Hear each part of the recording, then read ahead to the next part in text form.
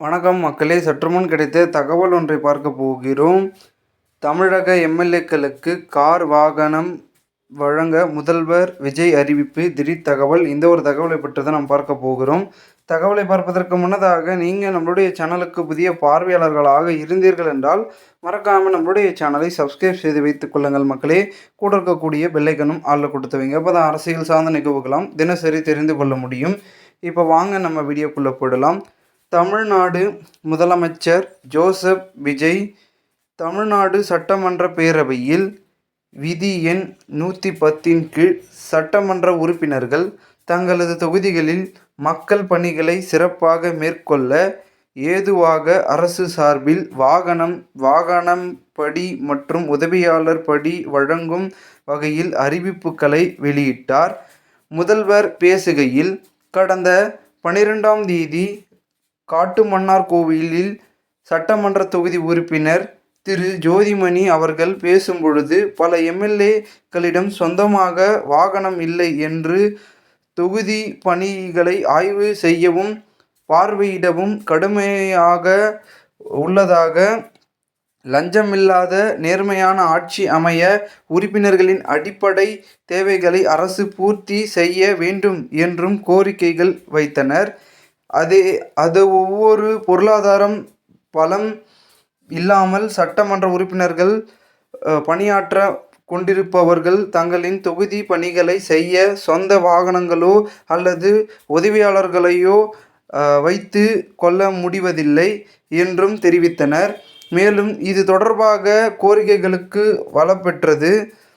மக்களாட்சியின் மிக முக்கிய தூண்களில் ஒன்றாக விளங்குபவர்கள் மாண்புமிகு சட்டமன்ற உறுப்பினர்கள். தமிழ்நாடு சட்டமன்றம் வரலாற்றில் எளிய பின்னணியில் இருந்து பண பலமோ அரசியல் பின்னணியோ இன்றி மக்களின் பேராதரவோடு முதன்முறையாக சட்டமன்றத்திற்கு தேர்வு செய்யப்பட்டுள்ள முதல் தலைமுறை சட்டமன்ற உறுப்பினர்களின் எண்ணிக்கைகள் குறிப்பிடத்தக்க அளவில் உயர்ந்துள்ளது. மக்களுக்கான நிர்வாகம் நேர்மையின் பாதையில் என்ற அடிப்படையில் லஞ்சம் லாவண்யமற்ற நேர்மையான மற்றும் வெளிப்படையான நிர்வாகத்தை அடித்தட்டு மக்கள் வரை கொண்டு சேர்க்கும் நோக்கில் தமிழக வெற்றிக் கழகம் அரசு செயல்பட்டு வருகிறது.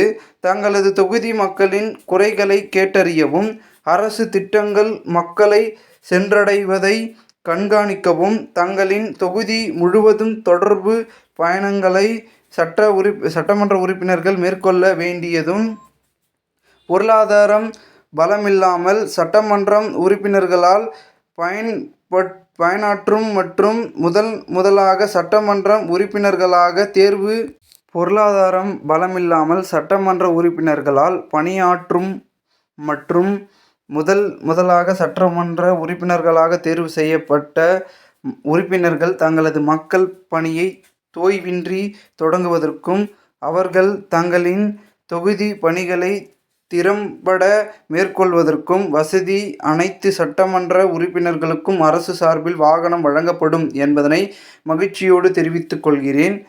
இந்த அறிவிப்பு சட்டமன்ற உறுப்பினர்கள் தங்களின் பயண தேவைக்காக பிறரை சார்ந்த இருப்பதை தடுத்து, அவர்கள் எந்தவித சமரசமும் இன்றி சுதந்திரமாக நேர்மையாகவும் தங்களின் தொகுதிப்பட்ட கிராமப்புற மற்றும் தொலைதூர பகுதிகளுக்கு எளிதாக பயணம் செய்து தொகுதி முழுவதும் உள்ள மக்களை நேரடியாக சந்தித்து அவர்களின் குறைகளை தீர்வு காண வழிவகுக்கும்.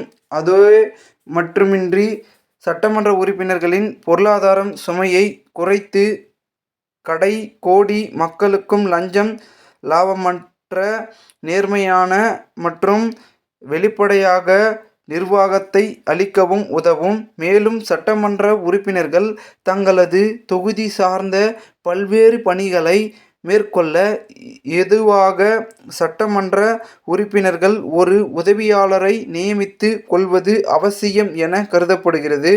எனவே சட்டமன்ற உறுப்பினர்களுக்கு அரசு வாங்கி வழங்கும் வாகனத்தை பராமரிக்கும் விதமாக வாகனத்திற்கு ஓட்டுநர், எரிபொருள், வாகன பராமரிப்பு உள்ளிட்ட செலவினங்களுக்கான மாதந்தோறும் ரூபாய் 75,000 வாகனம் படியாகவும் அலுவலக பணிகளில் உதவி செய்ய ஓர் உதவியாளரை நியமிக்க கொள்ள மாதந்தோறும் ரூபாய் 25,000 உதவியாளர்கள் படியாகவும் வழங்கப்படும்.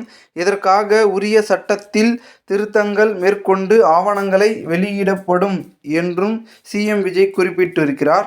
இந்த ஒரு தகவல் பெருமிதத்தில் அரசியல் வட்டாரத்தில் பார்க்கப்படுகிறது. இந்த ஒரு தகவலை குறித்த பொதுமக்கள் உங்களுடைய கருத்துக்களை கூறுங்கள்.